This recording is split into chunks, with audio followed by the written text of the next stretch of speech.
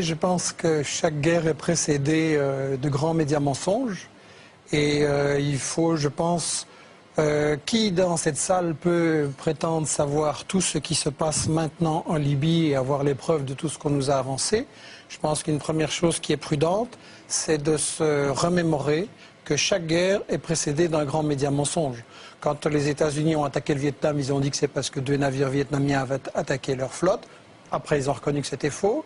Quand on a attaqué l'Irak, on a dit que c'est parce qu'il avait des armes de destruction massive, qu'il était complice d'Al-Qaïda ou toutes sortes de choses qui se sont avérées fausses. Quand on a attaqué la Yougoslavie, on a dit que c'est parce qu'il y avait un génocide au Kosovo. Un an après, j'ai eu un débat avec le secrétaire général, le porte-parole de l'OTAN. Il a dit ah non, on n'a pas dit ça, c'était faux. L'Afghanistan, on nous a dit que c'est parce qu'ils étaient responsables du 11 septembre. À chaque guerre, il y a un média mensonge. Après, on sait que c'est faux, mais le mal est fait. Et on sait aussi que ce sont des guerres qui poursuivent en fait d'autres objectifs et qui vont tuer beaucoup plus de gens que ce qu'on nous a dit. Je pense que ce serait important de prendre du recul, comme on vient de le faire, de remettre ça dans un contexte. Et justement, puisque vous m'avez fait l'honneur de m'inviter dans cette émission, qui est assez exceptionnelle, néanmoins, je pense que vous avez fait une erreur en m'invitant, parce que quand j'entends toutes ces choses-là, je me sens un peu un idiot.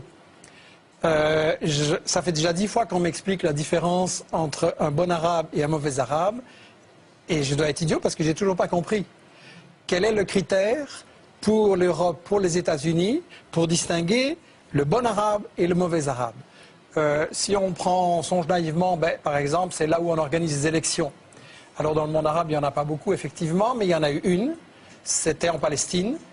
Et qu'est-ce qu'on a fait? Le Hamas a eu 56%. Le cher président palestinien non élu ou pas réélu, qui est l'ami de l'Europe et des États-Unis, qu'est-ce qu'il a fait? Il a destitué le Premier ministre qui avait 56% et il a nommé un type qui en avait 2%. Alors là, on se dit, bon, ça c'est un mauvais arabe, il ne respecte pas les élections. Non, c'est lui le bon arabe et ceux qu'on a bombardés, c'est les Palestiniens parce qu'ils avaient mal voté. Alors on peut essayer de trouver un autre critère. On peut dire par exemple, c'est la question des femmes. Et là, on peut dire, oui, le Hamas sur la question des femmes, pas excellent. Mais je me souviens, pour avoir été en Irak, justement, pour voir les conséquences sur la population civile des bombes que votre camp avait lancées. Je me souviens qu'en Irak, il y avait peut-être beaucoup de choses qui n'allaient pas, mais il y avait une éducation et des soins de santé formidables. Et j'ai vu des femmes dans des ministères qui commandaient à des hommes et tout le monde trouvait ça normal. Comparé maintenant, donc, je me suis dit, ça c'est des bons Arabes. Non. Les Irakiens, vous vous souvenez, Madeleine Albright disait, est-ce que ça vaut la peine que 500 000 enfants irakiens soient morts à cause du blocus et de l'embargo appliqué par les gens que vous admirez, les États-Unis, la France, etc. Elle a répondu oui. Donc les Irakiens qui avaient émancipé la femme, ce n'étaient pas les bons Arabes. Les bons Arabes, c'est par exemple l'Arabie Saoudite, où il est interdit à une femme d'aller, de faire des études, de voyager, d'aller à l'hôpital sans son mari, etc. Eh bien, je voudrais, mais je ne vais pas vous interrompre, mais je voudrais continuer ce point pour montrer qu'on est complètement dans l'hypocrisie et dans le 2 poids et 2 mesures. Si vous prenez un autre critère, par exemple le terrorisme, en principe, un bon arabe, ça va être quelqu'un qui ne fait pas d'attentat. Pas de chance. Il y a un certain Ben Laden qui a fait des attentats contre un gouvernement en Afghanistan sur lesquels on pouvait dire des choses, mais qui avait émancipé les femmes. Et là, on a, Ben Laden, mauvais arabe. Alors, non. Le gouvernement dont vous parlez, celui de Najibullah, qui était soutenu par les soviétiques. Exactement, dans les années 80 en Afghanistan. Et donc, on va dire Ben Laden, il fait des attentats, c'est un mauvais arabe. Ah non, il est aidé, financé par M. Carter, Brzezinski, etc. À l'époque. Donc, on dit Ben Laden, mauvais arabe. Bon arabe, puisqu'il fait des attentats financés par les États-Unis. Malheureusement, après, il fait les mêmes attentats contre les États-Unis. Et donc, le bon arabe devient un mauvais arabe.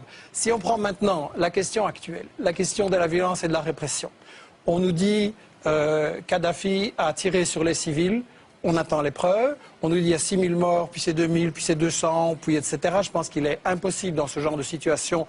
Les gens qui disent qu'ils ont un chiffre précis, c'est pour moi des charlatans. Mais de toute façon, il y a toute une série de satellites qui ont indiqué que ce n'était pas prouvé. Je pense qu'on ne les voit pas à la télévision, ça c'est sûr. Voilà, et on n'a pas ces choses, donc on le répète, on passe en boucle. Il faut se souvenir qu'il y a eu des médias mensonges avant. Il faut quand même se souvenir qu'avec Google maintenant, si je veux voir dans votre jardin la couleur de vos chaussures, je peux.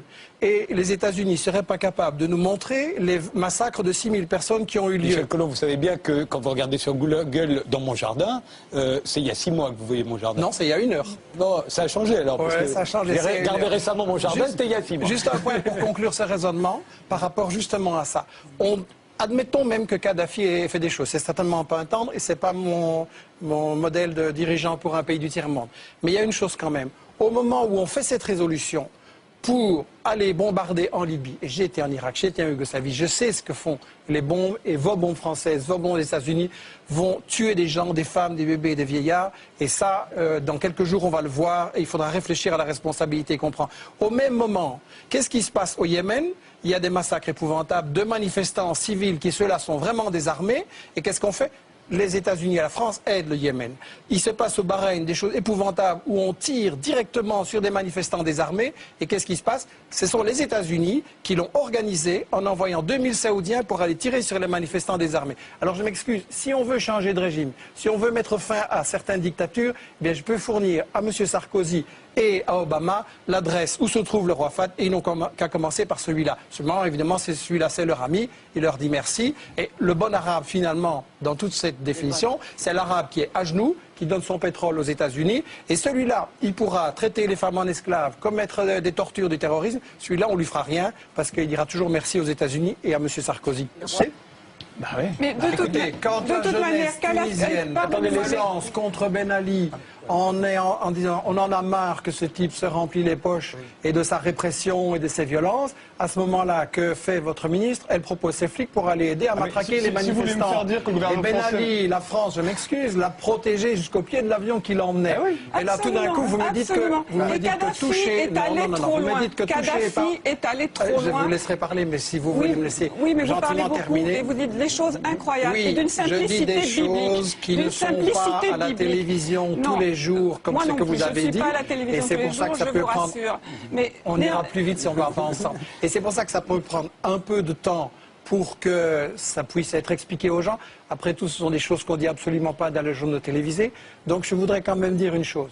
Votre gouvernement qui protège... Mais c'est aussi le vôtre, en fait. Oui, il est belge. Ah, vous êtes belge. Pardonnez-moi, je dis je suis belge, personne n'est parfait.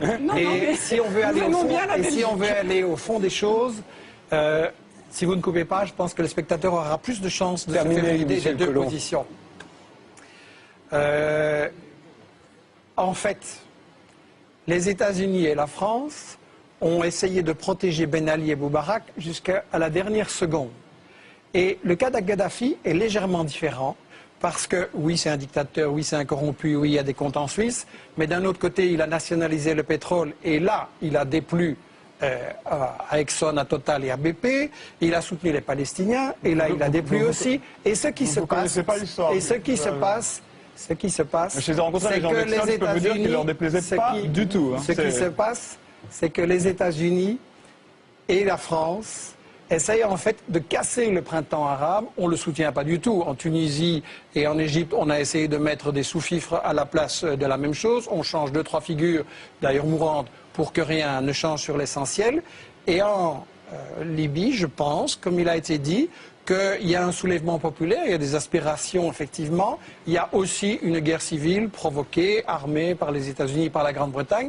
Et on veut un changement de régime, parce qu'il y a une chose que les États-Unis craignent énormément, c'est que si vous avez la Tunisie, l'Égypte qui continuent à évoluer, et la Libye qui forment un ensemble opposé aux États-Unis, opposé à Israël, mais là on est dans les véritables buts de guerre de toute cette histoire-ci et de cette guerre en Libye. Un, c'est le pétrole, il faut quand même avoir le courage de le dire, comme en Irak, c'est une guerre pour le pétrole, parce qu'il s'agit de contrôler le pétrole partout, qui rapporte énormément, et deux, il s'agit de bloquer le monde arabe qui est en train de dire, ben, ce pétrole, au lieu qu'il aille dans les poches de Total et de Chevron, il pourrait servir à ce qu'on fasse comme Chavez ou comme Evo Morales un développement social avec l'éducation, des soins de santé gratuits pour tout le monde, un travail pour tout le monde, que le pétrole soit utile et pas comme vos amis, le roi Fahd et les émirs du Qatar, qui construisent avec le pétrole des tours de 600, 700, 800 mètres dans lesquelles une suite ça coûte 20 000 € la nuit. Et ça sert à quoi ça pendant qu'il y a des crèves la faim partout dans le monde?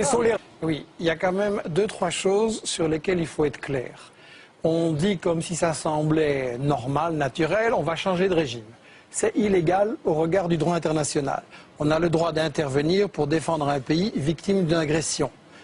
Pas pour, dans le cas d'une insurrection armée, dire qu'on soutient un tel camp à la place de tel autre. Si on commence à autoriser n'importe quel pays à intervenir sur ce genre de choses, mais demain la Russie va dire ce qui se passe au Bahreïn c'est dégoûtant, moi j'interviens et je change de régime au Bahreïn.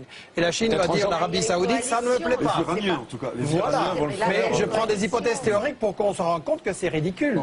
Deuxièmement, je voudrais dire ceci, il y a quand même une prétention des maîtres du monde européens et des États-Unis à dire c'est nous qui savons ce qui doit se passer là et là. Moi je suis tout à fait d'accord avec ce que Ronnie Broman a dit au point de départ.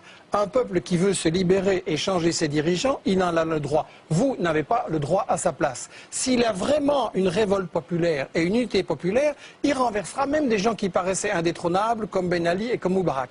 Et par rapport à cette prétention qui m'agace terriblement de l'Européen, je voudrais dire cette chose-ci.